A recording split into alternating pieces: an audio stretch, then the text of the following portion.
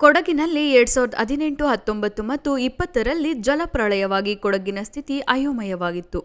ಮಹಾಮಳೆ ಹಾಗೂ ಗುಡ್ಡ ಕುಸಿತದಿಂದ ಭಯಾನಕ ವಾತಾವರಣ ಸೃಷ್ಟಿಯಾಗಿ ಜನತೆ ತತ್ತರಿಸಿದ್ದರು.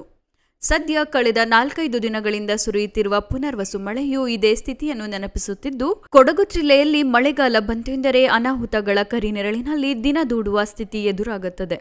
ಈ ಬಾರಿಯೂ ವರುಣಾರ್ಭಟ ಜೋರಾಗಿದೆ. ಅಬ್ಬರಿಸಿ ಬೊಬ್ಬೆರೆಯುತ್ತಿರುವ ಮಳೆರಾಯನಿಂದ ಹಲವೆಡೆ ಹಾನಿ ಸಂಭವಿಸುತ್ತಿದೆ. ನದಿ, ಹೊಳೆ, ಹಳ್ಳ ಕೊಳ್ಳ, ಜಲಪಾತ, ಜಲಾಶಯಗಳು ಮೈತುಂಬಿ ಹರಿಯುತ್ತಿದ್ದು ಪ್ರವಾಹದ ಭಯವೂ ಸೃಷ್ಟಿಯಾಗುತ್ತಿದೆ. ಈಗಾಗಲೇ ಮುಳುಗಡೆ ಭೀತಿಯಲ್ಲಿದ್ದ ಪ್ರದೇಶದಿಂದ ಜನರನ್ನು ಕಾಳಜಿ ಕೇಂದ್ರಕ್ಕೆ ಸ್ಥಳಾಂತರಿಸಲಾಗಿದೆ. ಕುಸಿದ ಮನೆಗಳು. ಜಿಲ್ಲೆಯ ವಿವಿಧೆಡೆ ಹಲವು ಮನೆಗಳು ಕುಸಿದಿದೆ.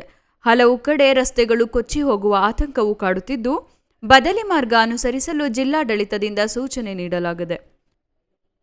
ಇದುವರೆಗೂ 2 ಜಾನುವಾರು ಪ್ರಾಣ ಕಳೆದುಕೊಂಡಿದ್ದು 2 ಗಾಯಗೊಂಡಿದ್ದಾರೆ. ಜಿಲ್ಲಾಡಳಿತದ ತಂಡ ಇದುವರೆಗೂ 66ಕ್ಕೂ ಹೆಚ್ಚು ಮರಗಳನ್ನು ತೆರವುಗೊಳಿಸುವ ಕಾರ್ಯ ಮಾಡಿದ್ದು, ವರುಣಾರ್ಭಟಕ್ಕೆ ಜಿಲ್ಲೆ ನಲುಗುತ್ತಿದೆ. ಪರಿಣಾಮ 35 ಕೋಟಿಗೂ ಸರ್ಕಾರಿ ಆಸ್ತಿಪಾಸ್ತಿ ನಷ್ಟಕ್ಕೀಡಾಗಿದೆ. 2018ನೇ ಇಸವಿ ಆಗಸ್ಟ್ ತಿಂಗಳಿನಲ್ಲಿ ಸಂಭವಿಸಿದ ಕಹಿ ಘಟನೆಯ ನೆನಪುಗಳನ್ನು ಕುಶಾಲನಗರ ವ್ಯಾಪ್ತಿಯ ಕಾವೇರಿ ನದಿ ತಟದ ನಿವಾಸಿಗಳಿಗೆ ಎಂದೂ ಮರೆಯಲು ಸಾಧ್ಯವಿಲ್ಲ. ಆಶ್ಲೇಷ ಮಳೆಯ ರುದ್ರ ನರ್ತನಕ್ಕೆ 265 ಮನೆಗಳು ನೀರಿನಲ್ಲಿ ಮುಳುಗಿದ್ದು 6 ಮನೆಗಳು ನೆಲಸಮಗೊಂಡಿದ್ದವು.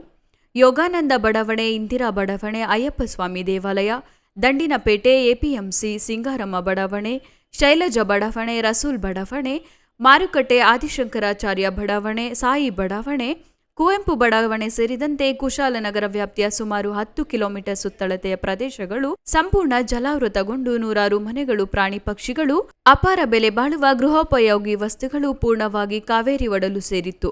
ಸದ್ಯ ಈಗ ಸುರಿಯುತ್ತಿರುವ ಪುನರ್ವಸು ಮಳೆ ಇದೇ ಆತಂಕವನ್ನು ಸೃಷ್ಟಿಸಿದೆ.